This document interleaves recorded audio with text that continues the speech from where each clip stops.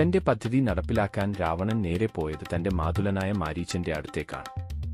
രാവണന്റെ ആവശ്യം കേട്ട് മാരീച്ചൻ ഞെട്ടി.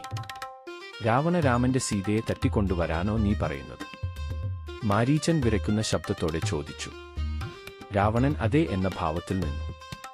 അപ്പോൾ മരീച്ചൻ പറഞ്ഞു, അല്ലയോ ലങ്കാധിപതി, സീതയെ മോഷ്ടിക്കുന്ന പദ്ധതി ഉപേക്ഷിക്കുക. രാമനെ ശത്രുവാക്കാൻ നോക്കുന്നത് നിന്റെ നാശത്തിനാവും. അദ്ദേഹം സാധാരണ യോദ്ധാവ് അല്ല, സാക്ഷാൽ നാരായണന്റെ അവതാര പിറവിയാണ്.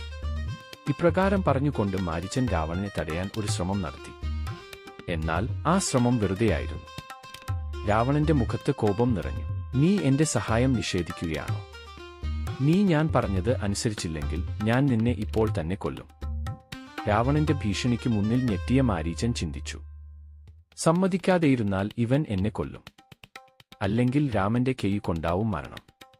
ഇവന്റെ കൈ കൊണ്ട് മരിക്കുന്നതിനേക്കാൾ നല്ലത് രാമന്റെ കൈ കൊണ്ട് മരിക്കുന്നതാണ്. അങ്ങനെ മാരീച്ചൻ ഒടുവിൽ സമ്മതിച്ചു.